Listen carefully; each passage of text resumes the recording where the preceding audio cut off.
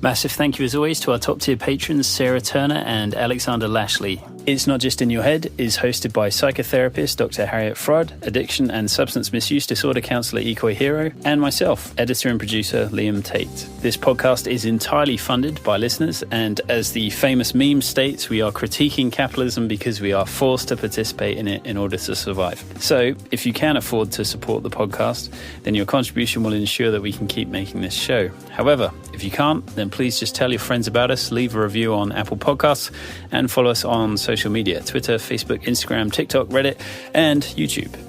Today's guest is Batja Mesquita, author of Between Us, How Cultures Create Emotions. Batja is a social psychologist and affective scientist and a pioneer of cultural psychology. In the mental health field, too often, we've made it seem as if it's just in your head. The landlord can hijack the rent by 20%. That impacts people's mental health. We can't have a profit-driven mental health care system if we want our people to be connected and healthy. In the opening of the book, you sort of challenge this idea of emotions being something that are inside us, because obviously the way that we feel something feels deeply personal and embodied. But you have these sort of two different models, really, the mind and the ours model. I wondered if you could maybe give an overview to those.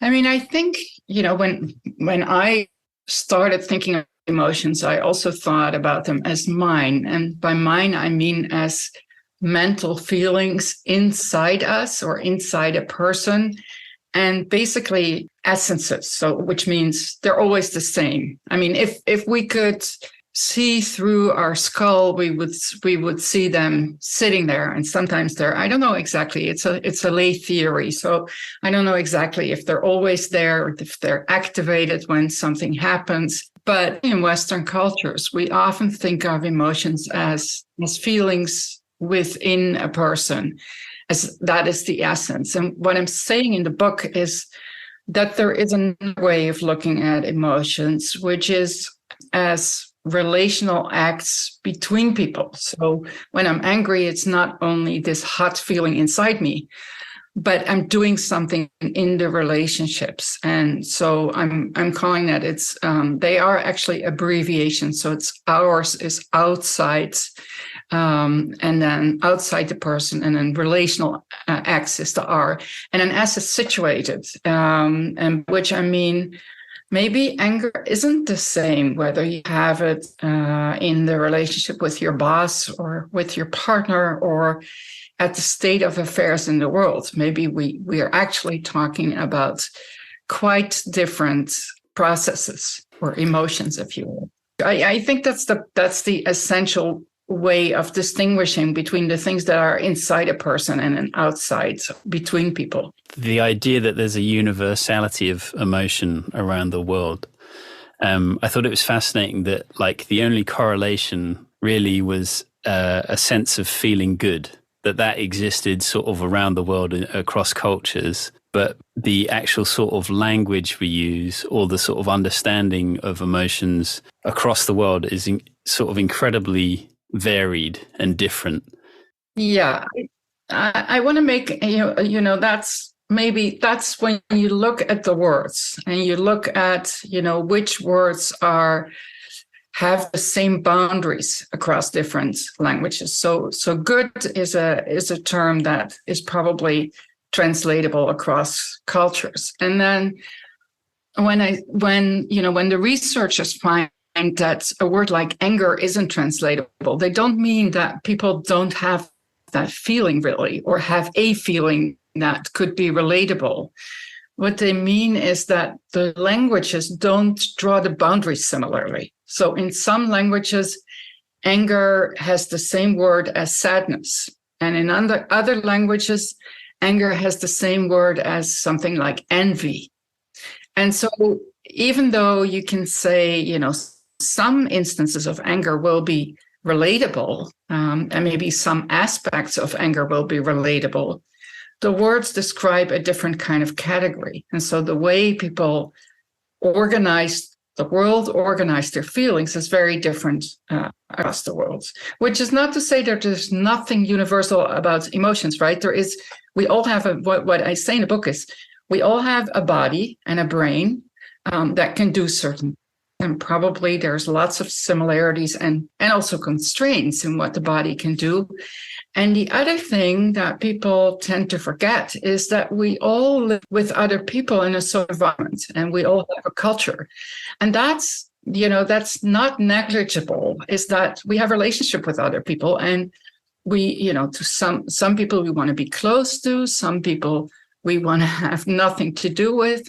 Some people we are afraid of, other people we have power over.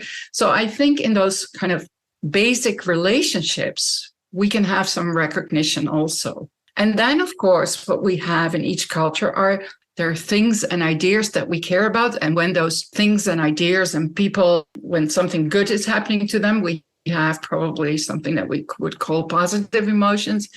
And when they're threatened, we have something in the category of negative emotion. So it's not that, the only thing that we overlap in is good. What I wondered, particularly as you were describing the Japanese empathy, I wondered how these emotions then play out socially, because the Japanese during World War II were horrendously cruel to the Chinese, just laying waste to them as human beings and using them, yet they were brought up to have empathy. And the Taiwanese were taught to be obedient, but they certainly stood up to the Chinese mainland. And I wonder how these emotions operate politically and socially to allow people to be sometimes organized and angry in their expression socially. I think that's a very good question. It's actually a question that my advisor used to ask me. Like, if you describe Japanese as these really sweet people who are considerate of other people's feelings constantly, how could you explain the war?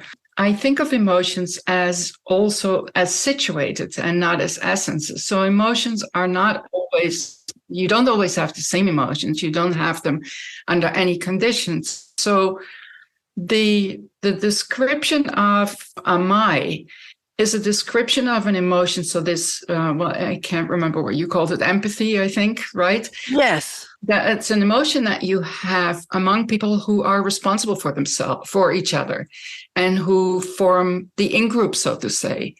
That's a very different set of ideas and set of relational goals than you might have for an out-group. And so it's not the case that Japanese are always empathetic, or certainly an out-group. And one of the distinctions, I mean, it's a very crude distinction that psychologists made, and that there are a lot of objections to because it's so crude. But there is a distinction between cultures that make a big distinction between in-group and out-group. And people who are have less of an in-group and have more potential of having relationship with just anybody in and out of society. So the idea of that every human being has the same value is probably more an idea that's prominent in the West. There's individual different. I don't like to talk about the Japanese or the Koreans, but it's very clear that the range of emotions available, even in a cultural context like Japan, is very broad, but probably situated. So what emotion is permissible and functional in one situation may not be in the other. And the situations that I describe about amai are situations with the mother, with close others, with classmates, where you have a joint responsibility for all the peers in the class. It's not an emotion that you typically have with people you don't know into the country. And so it's very much an emotion that's defined by the relationship in which it occurs, and also defines the relationship in which it occurs. I mean, a relationship that has amai is a specific kind of relationship because you take care of each other and you trust each other enough to, I call it, to fall backwards and trust that the other person will catch you. So that's a very specific relationship. And of course, that's not an emotion that you typically have for the enemy. I argue in the book, as many emotions are tied with the type of relationships in which they function and also define those relationships. Mm-hmm.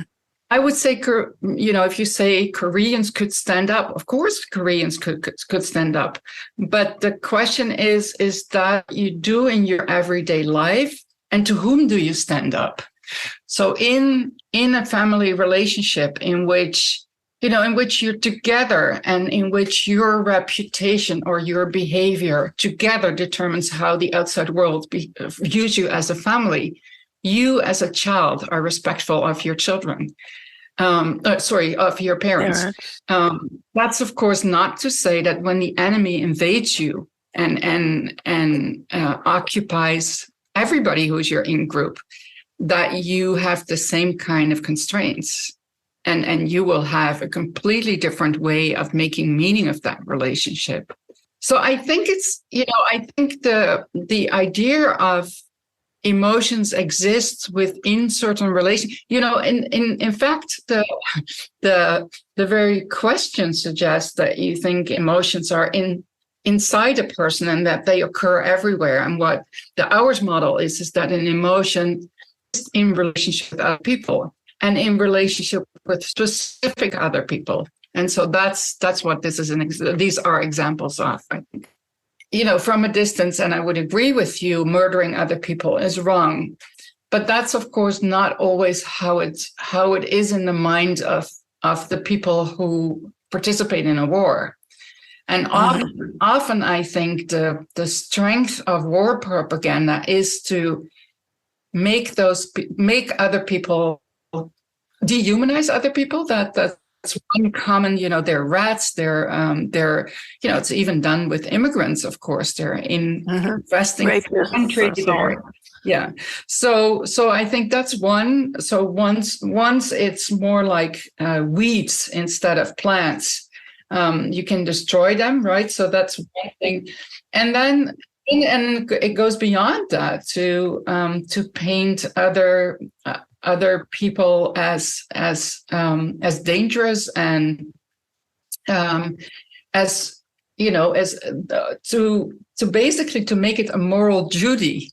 Now, I won't say that every war crime is done because of a moral duty, because people feel moral duty. Of course, when armies cross villages and rape people, I don't think that that's a moral duty, but I do think that the terrain is prepared by not talking about those people as human beings.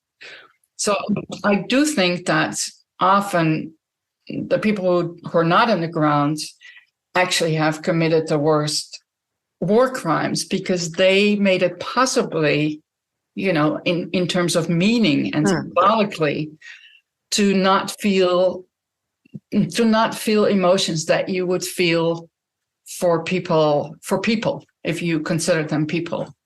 Yeah, I think that's very different topic than what my book addresses, but I think that is and of course the questions that you have been asking, how is it that we have some emotional relationships with a certain kind of people and completely different ones with other kinds of people? We define them, we make meaning of those relationships in a completely different way. And war is a very stark example where we prepare a nation actually to see other people as the enemy, and it's very hard to go against that.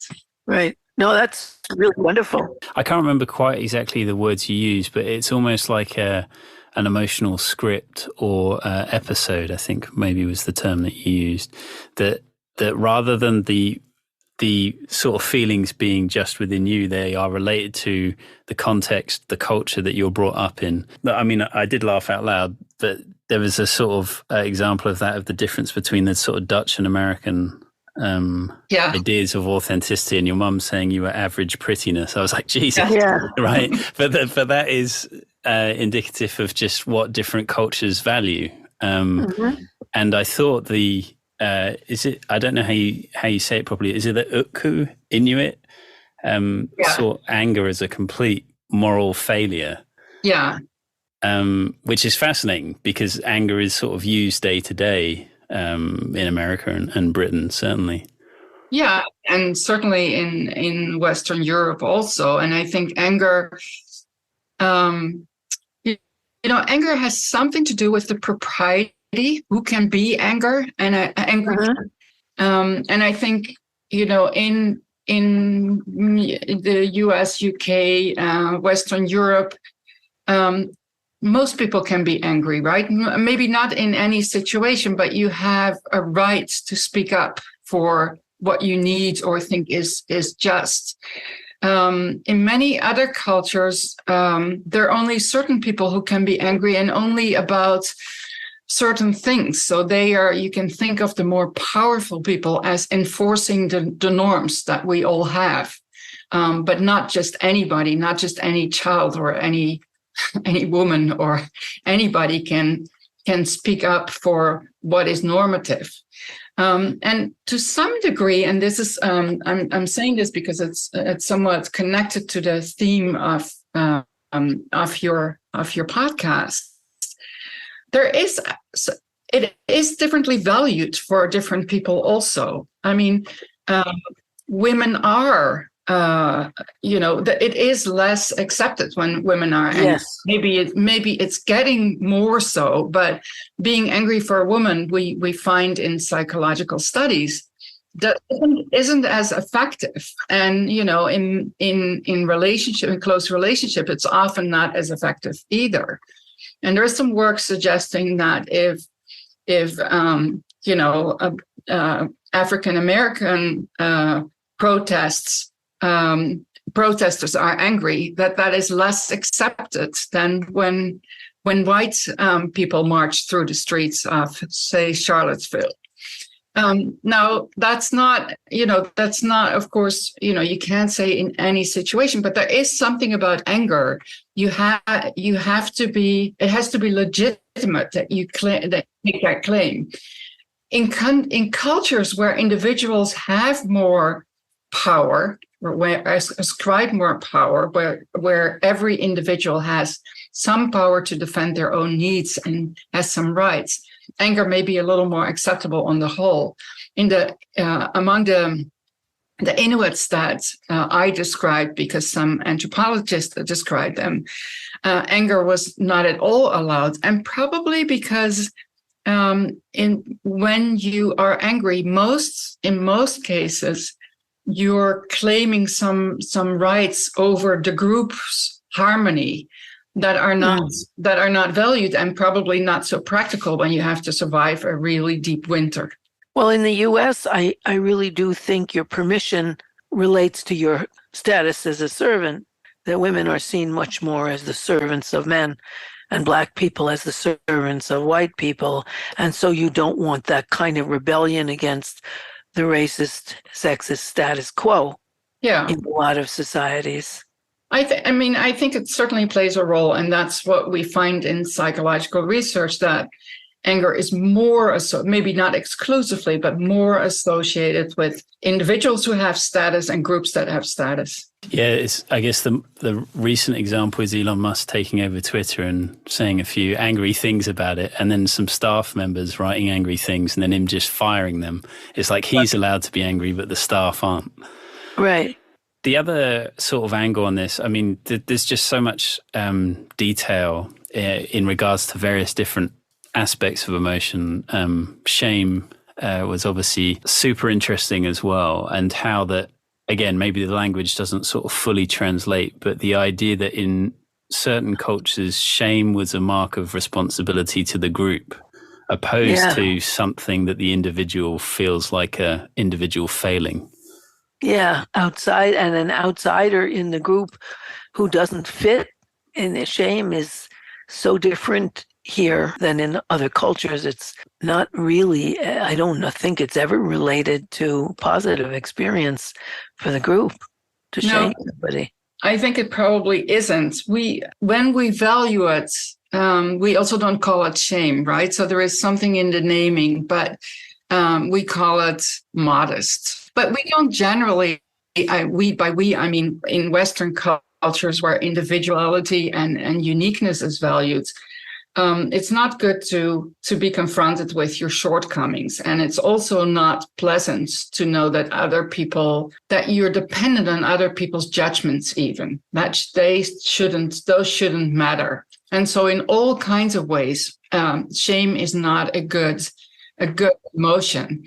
Now, it's also nobody responds to shame very positively. I mean, the most positive, maybe in my country of origin, in the Netherlands, people would say is the most positive is, oh, you shouldn't be ashamed about that, or or it isn't so bad.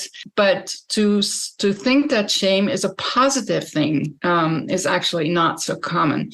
I have a friend, philosopher, Owen Flanagan, who just wrote a book about shame and anger, and he proposes, as philosophers do, that we could use a little bit more shame in the United States, he talks about, and a little bit less anger, in the sense that shame makes you wonder what other people think and makes you wonder what their perspective is, and if you can maybe do something to accommodate what they would like. And that anger is very righteous, and that maybe we could do with a little less self-righteousness and a little more concern about what other people think. But that's one perspective on it. But in the cross-cultural perspective, I think shame also really has a different social meaning. So when I am ashamed as a child, my parents are happy that I'm ashamed as a child, because it means that I know my position and I know my shortcomings. And basically, I'm showing that my parents have taught me well, that my parents have raised me well. And so I'm not, by feeling shame myself, I'm not shaming my parents. So it's a complicated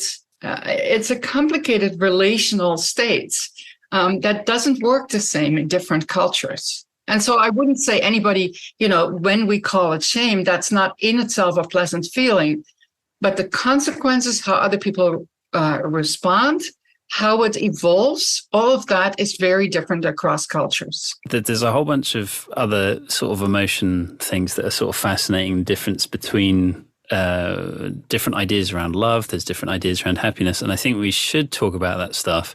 But I guess to some degree, I'm interested in almost cutting to the chase, which is that given that emotions are sort of social contracts in one way or another, and that you don't have exclusive understanding of anyone else's sort of emotional state, particularly if they come from another culture. What I sort of found fascinating was the idea of how this must complicate the relationship between a therapist and a client. And you sort of do say in a few places just that the danger is assuming that you can read someone's feelings, right? And that there's a sort of direct correlation between, I don't know, their facial expression or their tears, and that equates to, I as the therapist understand this, I know what this is. Right. It really sort of reveals a level of curiosity that maybe a therapist needs to always maintain. Yeah, I think that's not, I come to that conclusion. I'm not alone in coming to that conclusion. I think that in the cross-cultural psychiatry, for example, that cultural humility is now the word that people will use. And I think of it, and you said that in the beginning, as it's particularly true when we interact with a client from a different culture, but to some extent it's true for everybody, right? We all come from different meaning, from different positions, from different meaning systems, from different experiences. So the idea that I really know what you feel is probably not the best idea to get close to what is important for people and what they actually feel and what they associate with those feelings, acts, or with what happened. So that's my conclusion. When I started doing I described it in the book, when I when I started doing research on cultural differences and emotions, there was this therapist, the Dutch therapist, who said, "So what is the conclusion for practice with other, with clients from other cultures?" And I really thought I failed because I didn't have my to-do list. Like, you have to look at this and this and this, and I wanted to have this flyer that I could give out. And 20 years later or so, I thought, but this is exactly what I have to say, is there is no such thing as, a Turkish man whom you have to understand this way. It's just that you need to be interested in people's history, in people's feelings, in the way people make sense of the world and what is important to them, how they view their emotions, because maybe you think they shouldn't be ashamed, but maybe for them that's a positive thing. Or maybe you think they should express their anger, but they think that's the worst thing in the world. And in fact, when they would do it in their family, that wouldn't have positive consequences. How would you know as a therapist whether that's the case or not? So the more I think about it, the more I think that you have to be curious about context and about their way of making meaning of their lives and their ways of making meaning, but also their environment's ways of making meaning. Because I can say, "Oh, you shouldn't be ashamed," but when my client is in a culture where this is defined as a shameful event, there is no negotiation possible. So I think it really, requires humility and asking and not. So I'm in the book, I say, empathy is probably not what you should have if empathy means projecting your own feelings. Yeah. Now, empathy is used in many different ways, but so I understand. I think you can understand or approach an understanding of emotions by understanding what is actually at stake in the situation, or how, both what is happening, why is that important, what kind of meaning does it have, but also what does the feeling mean for this person? What does the action mean for this person and their environment? What are they expected to do? So yeah, I think asking, humility, trying to learn from your clients. I don't have a replacement for that. I haven't been able to come up with something more sophisticated than that. And in a way, that's what we do with each other, right? Is trying to understand what is at stake. Yeah, and I think it's maybe profound, but also just really important. We were having a discussion on our sort of Patreon Discord the other day. Someone revealed that their therapist had basically just told them, "Don't, right? Stop it," which is actually like a comedy sketch. Yeah, it is. It's there is one where this guy's like, I'll charge you $10 and I'll solve your problems. And the person starts talking about their problems. They just say, "Stop it. Don't do that." And, Ikoi and Harriet have both spoken in the past about this sort of checkbox sort of flow diagram way of just solving the, clients' problems, and that they're just like any discipline, any job, there's people that suck at it, and and having something that is very formal or a checkbox completely removes all of that necessary curiosity. Right. Of course, while we're talking about it, what also comes up to me is that the idea that people should express their feelings, it's maybe a bias of Western clinical, the clinical practice that's also not applicable to everybody. And I was talking recently to somebody who did work with traumatized men in Algeria, I think. Mm-hmm. So, what do you do with traumatized men in Algeria? You don't say, share your feelings, share your weak feelings with me. But you could maybe try to ask them, how they think of their life, what they would like to do, how they would like other people to Treat them. Yeah. to treat them, how that's happening or not happening, or how they're afraid that it's not happening. It doesn't have to be about feelings. It can have so in that way, the hours model can also be a lens or a mold to shape your questions. Like, what is happening? Mm-hmm. It doesn't have to be what is happening with inside you. It can be what is happening between you and other people. What is happening to your position in the world? What would you like to achieve that you don't manage to achieve? Is there anything that could facilitate that? I mean, it can go about a person's relationships in the world instead of only about their feelings. And in that sense, too, I think therapists could follow the vocabulary of their clients, of how does the problem play out? What is hard in their words? What is their problem? And that could be in what they achieve, in how their relationships are with other people, what they don't understand. Right. Even there, I think we have to be humble and flexible. I say we, but I'm not a therapist. I'm just. Yeah.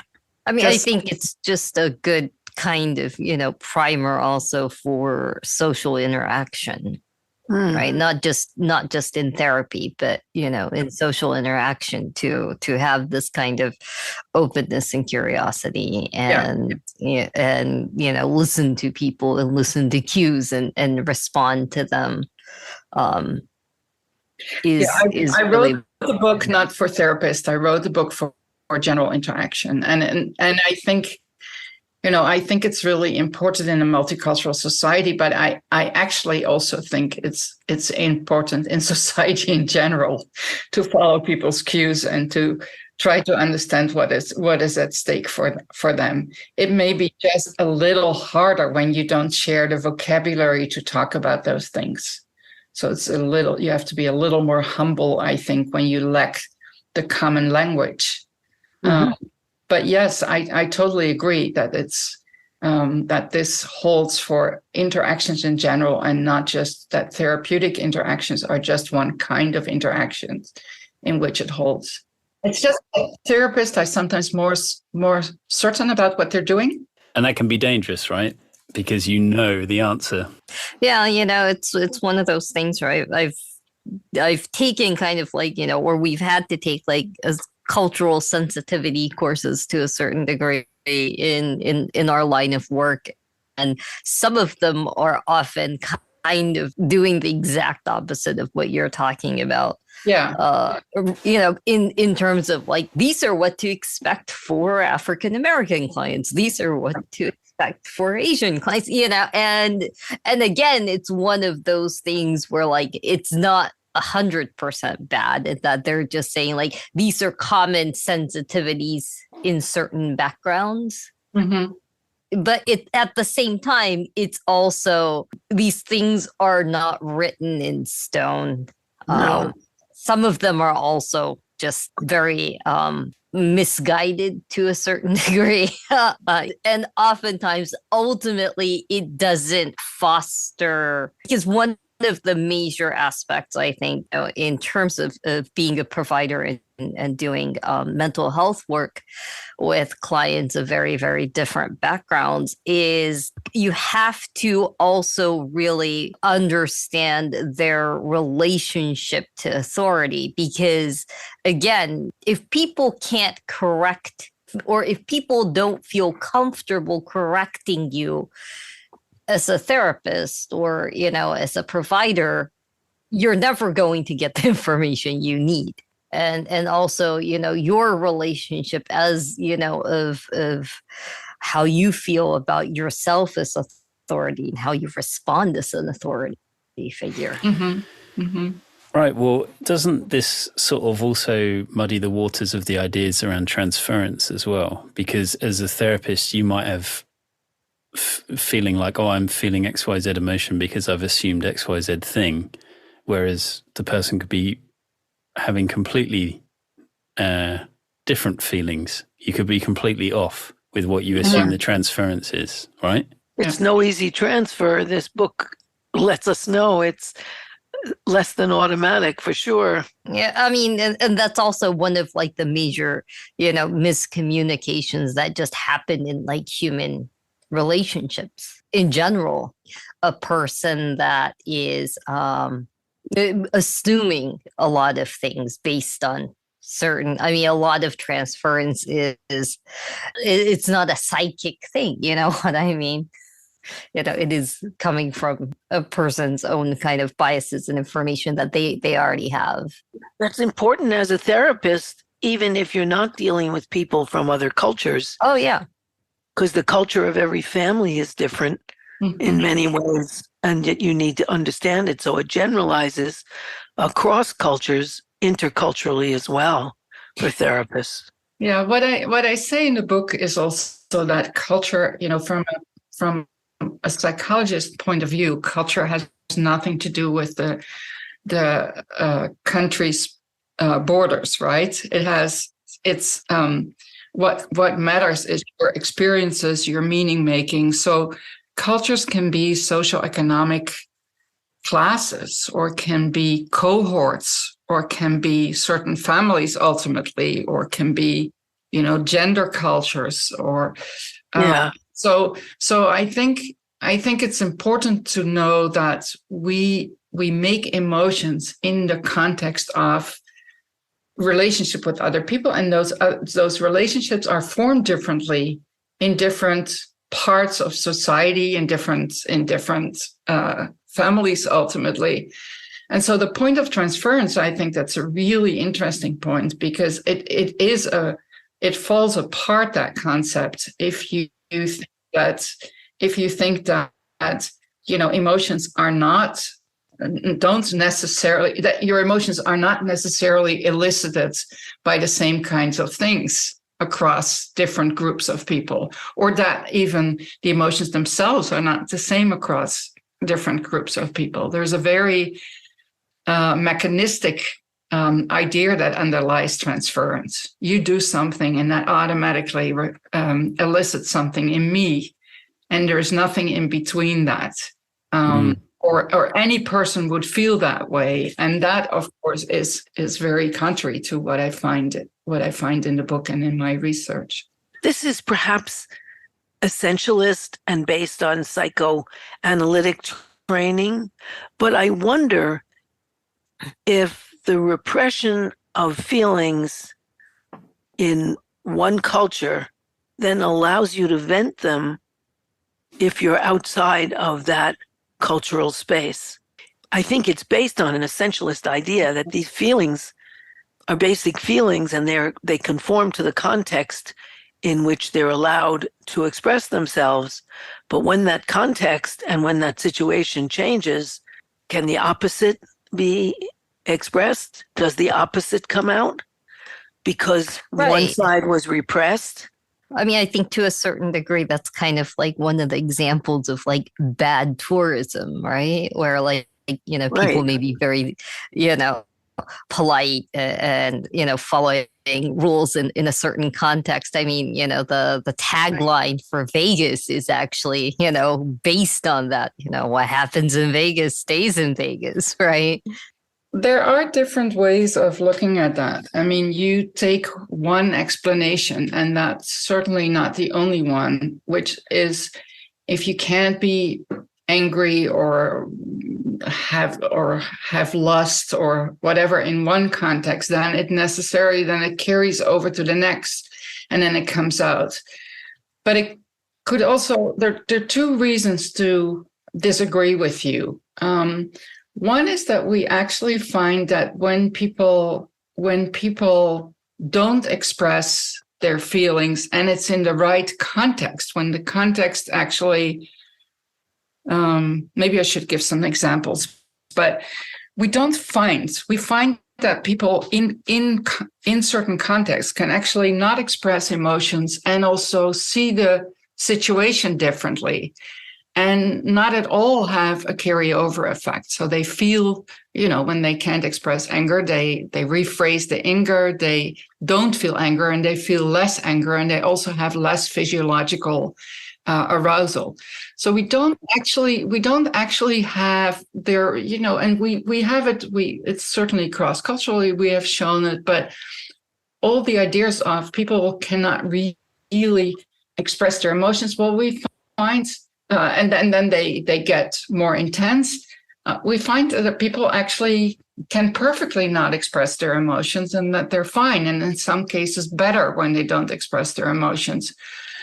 Now, is that to say that in every context they feel the same? I mean, I would argue Vegas, I need to think about a little bit, but in war zones, I think there is more reason to think that people work themselves up and are worked up by the environment to be angry or be cruel, than to say they have a carryover from all the times that they couldn't express anger. It's not like people... Well, I mean, these things are contextual, obviously. The things are contextual, but I don't think so. What I'm pushing back against is the idea that really you have that emotion inside, and as soon as it has an opportunity to come out, you express it, and even more so. I don't know, for example, that we have evidence that in Western countries where anger is quite acceptable, that they are less cruel in the war. I think the war is an environment where you create all the circumstances for angry meaning making, or cruel meaning making, or hate meaning making. I don't think you carry that over. So that's the thing. Is it possible? Are people who suppress their anger then in other situations not able to, or who have less anger in their culture in other situations not able to feel something like hate or cruelty or anger? That's not what I'm saying. Although I'm not sure that that's the same feeling exactly as what you have when you're just angry at your partner. But okay, let's say that there is some feeling that goes with opposing somebody else.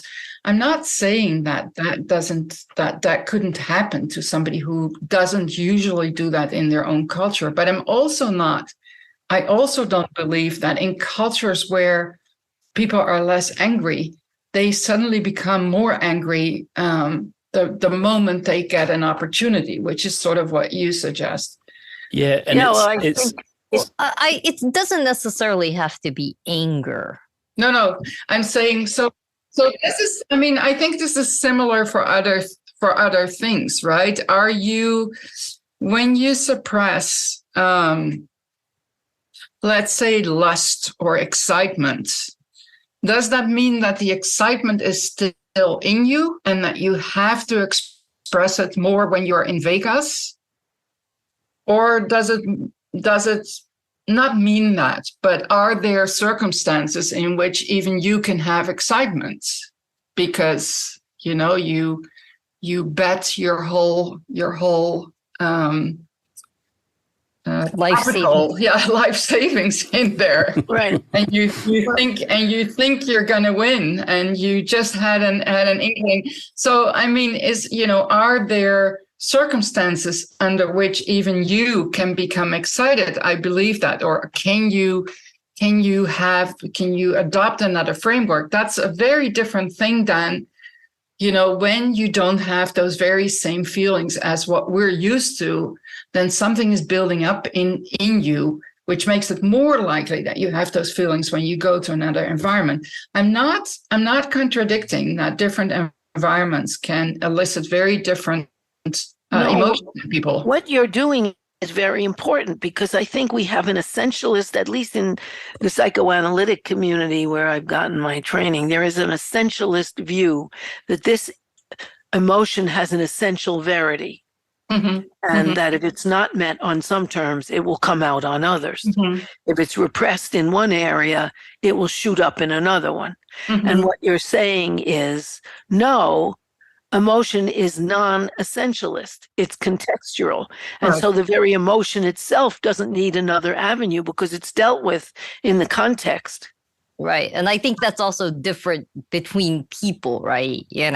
So because it's one of those things where like, do all tourists act badly when they are in other countries? No, it's ones that usually are, actively feeling these emotions already within their culture, right? We can agree to disagree, but I'm not sure that's how it works. I think we have very little evidence that those are the people who already felt it. Now, in another way, you may be right in, who are the people who want to have that feeling? They may know. So who is, I don't think I've ever been in Vegas in my whole life, and I don't anticipate going there except for when they organize conferences. So there may be some liking, but even there, we know that,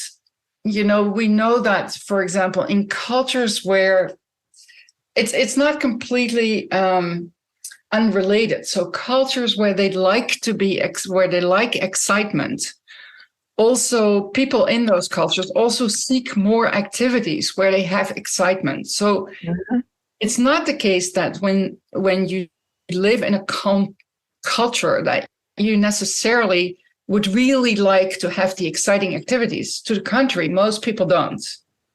Right. So I think it's still a very different mechanism than I think what Harriet says is true.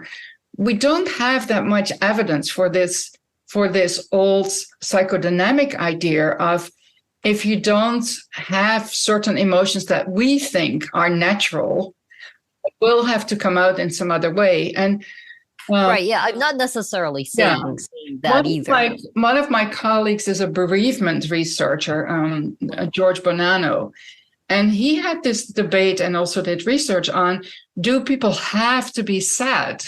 And he actually found that people who are not that sad, but are, for example, socializing or are seeking pleasant connections with other people, they don't suffer later on. They just seek pleasant connections with other people. And so, in fact, they find that people who, in their first interactions after their partner passed, were smiling, that's actually a predictor of doing better later on, too. So it's a very different idea of, now, are there some people who are sad and some people who express their sadness? Yes, of course. And, and given the circumstances, there's nothing wrong with that.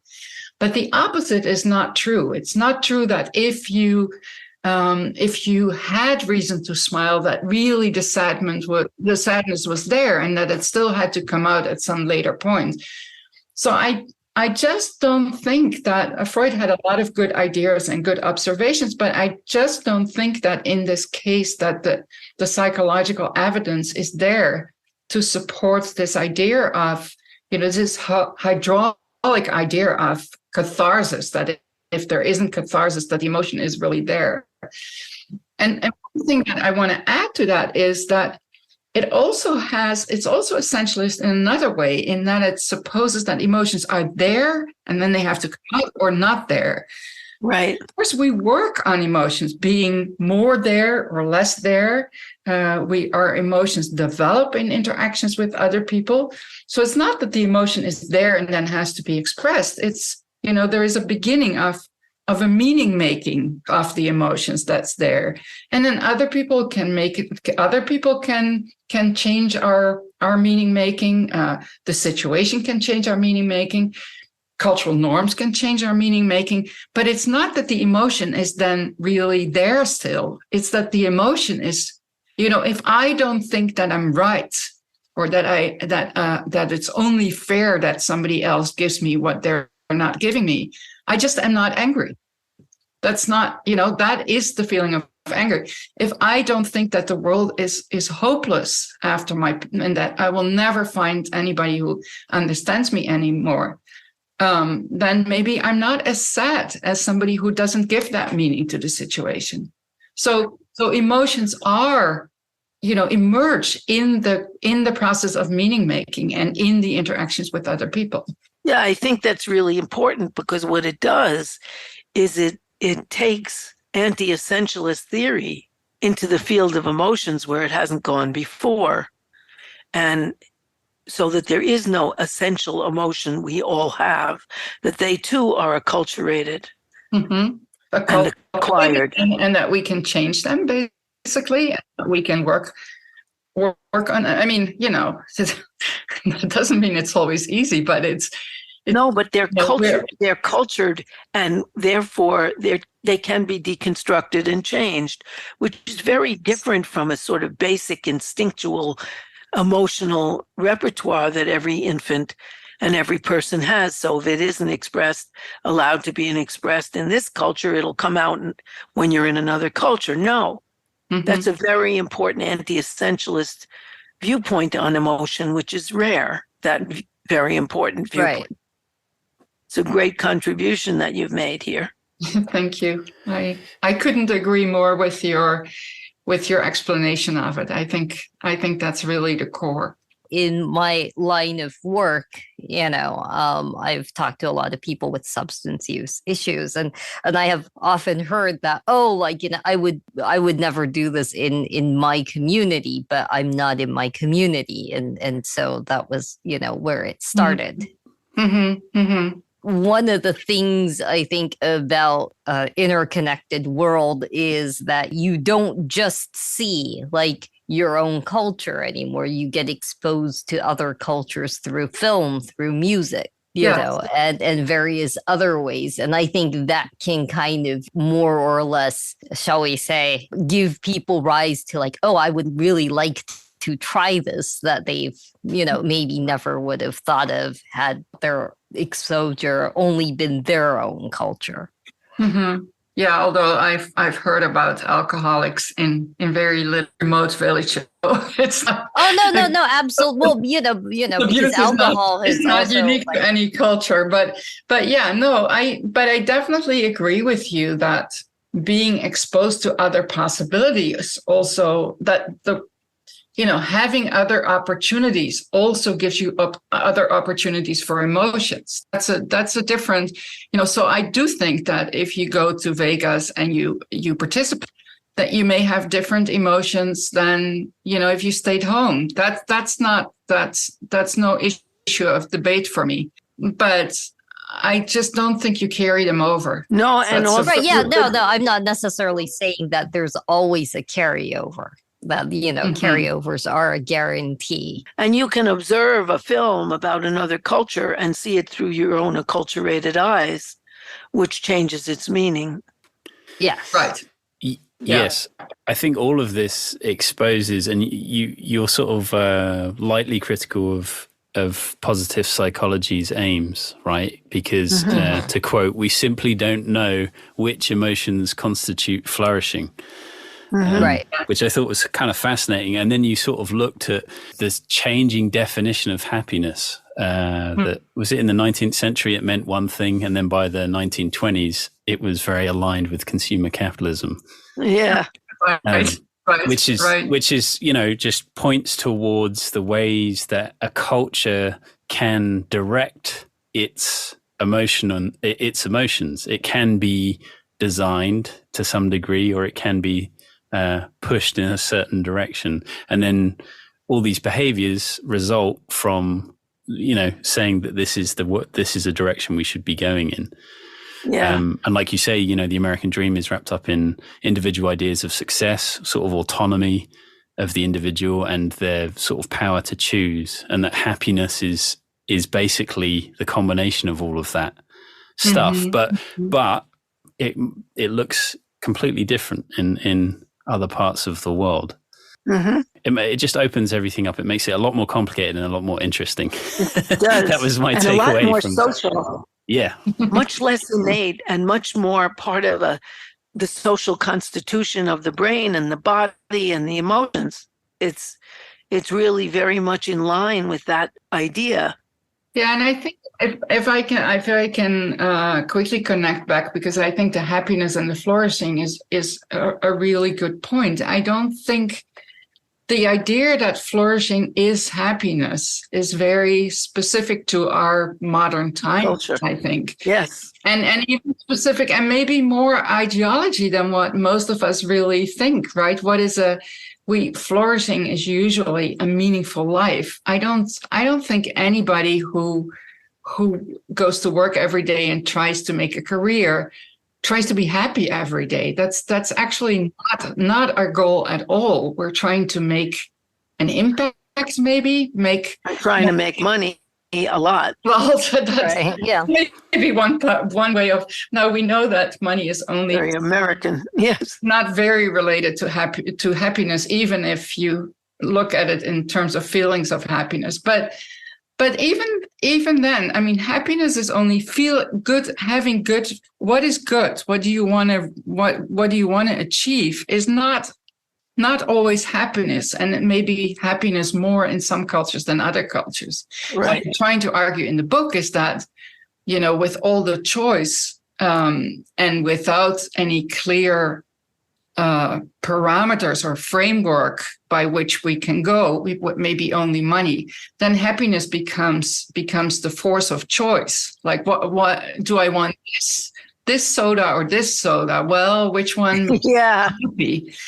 Because there is no other way of deciding between the two, right? So this becomes then the guide. And in a lot of cultures, there are other guides. Even in past cultures, there were much more clear. I wouldn't say that all the norms that existed or that used to exist were that great for every individual, but at least it was a norm that guided behavior. Now it's subjectivity often, or at least that's what we point to when we say that people need to make choices. When I was a consultant for kids in younger grades, I had the kids make up songs about their feelings, and just based on the words that they came up with. And it occurred to me how cultural the happy song was. It was happy, your mama's there, and your daddy will be there, and your mommy and your daddy give you money. There was various bits that were just really enjoyable to read, just from a different culture's perspective, right? Someone had said, I think it was probably the Thai Buddhist, that it's wrong to always display how you feel, which is sort of runs counter to a lot of the stuff that exists in certainly British culture and various other places. I've come across people who feel, going back to that idea of expressing and suppressing, they felt like they had to express their emotions regardless of the harm it caused others, and reading about different versions of happiness, that the sort of excited happiness that's emphasized in America versus the sort of calm happiness that's emphasized maybe more in Eastern countries, I thought was kind of fascinating. And again, Thai Buddhists just saying, like, don't focus on negative thoughts or feelings, which is kind of funny because it's kind of like the therapist just saying, stop it. Don't do it. But it's funny. Again, it's the different cultures' emphasis on things. Yeah, I think there's different. I mean, the two things that you raise are in my mind somewhat different, but the first is express how you feel. There's this idea that I think is mostly Western, that your feelings that expressing your feelings is authentic. And so it really places the origin of the feelings within an individual and says, if it's, if the expression comes from anywhere else than from within you, then it's not authentic and it's harmful. And, unbeknownst to him, I think that's also where Freud's thoughts came from, that it's authentic, that they have to come out. Now, people who have, in cultures where an hours model is more dominant, people don't think of emotions as primarily originating within an individual. They think of emotional expression for sure of behavior as mostly determined by the situation and by the requirements of the situation, including other people's norms or expectations. And if that is your starting point, it's not inauthentic to adjust to the situation, because that was to begin with what determines how you feel and how you should feel and behave. So I think it really makes it different to accommodate to situation or external requirements if you think that your emotions anyway are ours. And in many ways, the dark version of that is that if you're in a war context, then being your most authentic self would mean doing some awful stuff. Well, if that's the requirement, yeah. But we haven't seen much less awful stuff from people who thought that emotions came from within, right? It's not that that's no privilege of one view of emotion over the other. The other topic, the happiness topic, is I do think that what people consider to be, if you talk about, people in all cultures have sort of a desired emotional state. But what that emotional state is different. And, it's in part different depending on what you think is the main goal in life. So if you think the main goal is celebrating who you are or independently controlling your environment, then having a lot of excitement is actually useful. And my colleague Jeannie Tai actually finds that if people are put in a leadership position, that they choose to be in a high arousal, positive state. But if your idea is that you have to adjust to circumstances as they arise, then being very excited is, everybody who has been excited knows that that's not the situation where you pay most attention to your environment. But the idea is also that maybe your desired emotional state, maybe what you consider to be the best place to be emotionally, also has to do with what you want to be as a person. Do you want to be ready at any moment to adjust to the circumstances or to adjust to other people's expectations? Or do you want to be ready to control your environment, take the lead, take action, be unique, express yourself? And so it seems that emotions that we favor have much to do with what kind of tasks, what do we think is a good human being? What do we think our position in the world should be? So it's not completely random what people think is a good state. It actually has much to do with what they think is a good person, what is, that the emotions that are most functional for the kind of relationships that are valued in the context, in the cultural context, that those emotions are what people strive for. Yeah. And that's a great place to finish. I really got a lot from the book, and I got even more from having a talk as well. So thank you very much for taking your time to come and chat. Thank you for having me. Very interesting questions. Thank you very much, all of you. Massive thank you as always to our VIP patrons, Alex Placito, Bruce Rogers-Vaughan, Jennifer Cox, Rebecca Johns, Seamus O'Connell, and Sheena Belmas. If you have enjoyed anything you've heard Harriet say in this program, you will definitely enjoy Capitalism Hits Home, which is a solo program that Harriet does through Democracy at Work, which is a worker-owned cooperative that produces other great programs such as Economic Update with Richard Wolff and the Anti-Capitalist Chronicles with David Harvey. I can't recommend enough that everyone also listen to Capitalism Hits Home if you enjoy It's Not Just in Your Head. And you can hear more from Harriet on her radio show called Interpersonal Update. It's on Wednesday afternoons and in the WBAI archives.